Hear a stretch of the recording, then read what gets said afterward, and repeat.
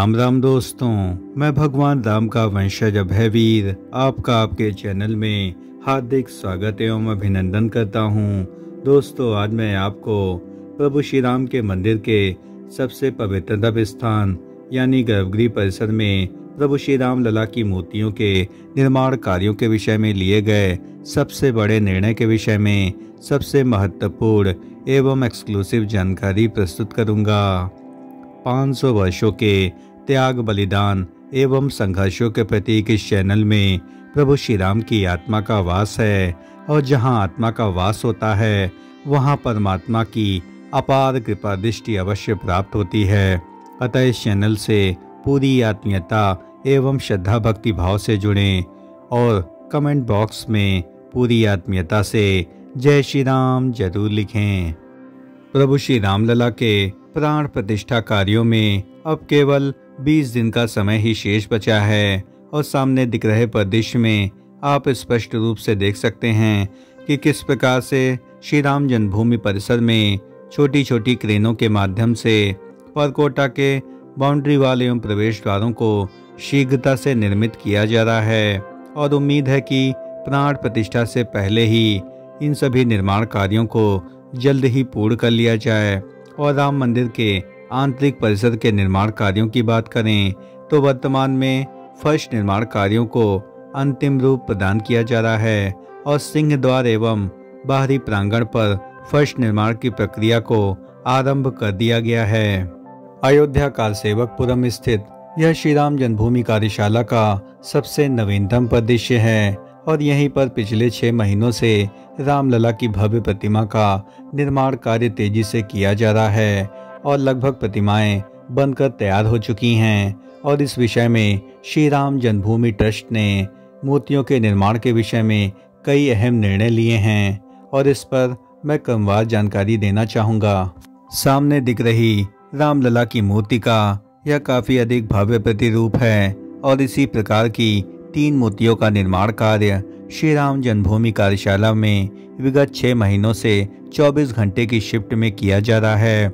आप सभी को जानकर आश्चर्य होगा कि विगत 6 महीनों से बड़े ही गोपनीय ढंग से इन तीनों मूर्तियों का निर्माण कार्य विगत 24 घंटे की शिफ्ट में लगातार किया जा रहा है, और इसे कर्नाटक के साथ ही अन्य प्रदेशों के 3 मूर्तिकारों की टीम के द्वारा रामलला के विग्रह को बनाया जा रहा है। और इनके निर्माण कार्यों की नवीनतम कार्य प्रगति की बात करें तो लगभग 90% के आसपास मूर्तियों का निर्माण कार्य पूर्ण हो चुका है। अब इसे प्राण प्रतिष्ठा के दौरान ही सार्वजनिक किया जाएगा, लेकिन श्री राम जन्मभूमि ट्रस्ट ने अभी तक इसके बारे में कोई भी स्थिति स्पष्ट नहीं की है, और इसके बारे में जब भी इसे सार्वजनिक किया जाएगा तो इसको नवीनतम रूप में मैं आपको अवश्य जानकारी प्रदान करूंगा।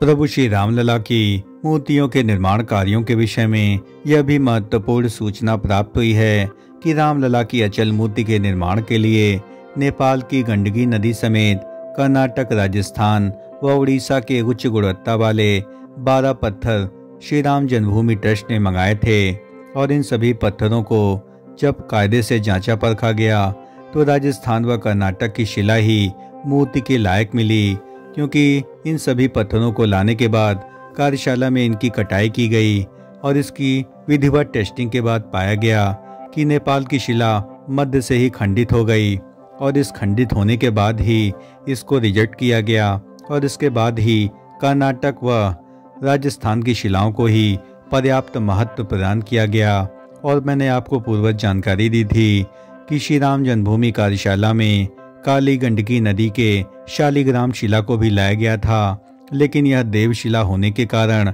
इस पर छेनी हथौड़ी नहीं चलाई जा सकती, अतः इसके द्वारा रामलला के शिव विग्रह का निर्माण नहीं हो पाया। यह अत्यंत दुखद विषय है, क्योंकि इतनी पवित्र शिला से यदि निर्माण नहीं होना था तो इसे मंगाया क्यों गया। अब यह श्री राम जन्मभूमि परिसर में ही अपनी शोभा बढ़ाएगा, जहाँ पर हजारों की संख्या में राम भक्त रामलला के दर्शन के साथ ही शालिग्राम शिला का दर्शन भी कर पाएंगे, और इसके लिए श्री राम जन्मभूमि ट्रस्ट विस्तृत कार्ययोजना बना रहा है। और मूर्तियों के निर्माण कार्यों के विषय में कर्नाटक की श्यामशिला वह राजस्थान के मकराना के संगमरमर की शिला को इसकी खास खासियतों के चलते चुना गया है। और मकराना की शिला काफ़ी अधिक कठोर होती है और नक्काशी के लिए काफ़ी अधिक सर्वोत्तम मानी जाती है और इसकी चमक सदियों तक बनी रहती है। वहीं कर्नाटक की श्याम शिला पर नक्काशी आसानी से हो जाती है और ये शिलाएं जलरोधी होती हैं और इनकी आयु हजारों वर्ष तक मानी जाती है। और मैंने आपको जानकारी दी थी कि यदि शिलाएं काफ़ी अधिक कठोर होंगी या अत्यधिक नर्म होगी तो उन पर तराशी के कार्यों में काफ़ी अधिक कठिनाई आएगी। विशेषज्ञ कारीगरों का इस बारे में कहना है कि यदि शिलाएं अत्यधिक कठोर होंगी या अत्यधिक मुलायम होंगी तो उन पर तराशी कार्य संभव नहीं हो सकते हैं। अतः मध्यम वर्ग की शिलाओं को ही इसमें प्राथमिकता दी जाती है, चाहे वह पिंक सैंडस्टोन हो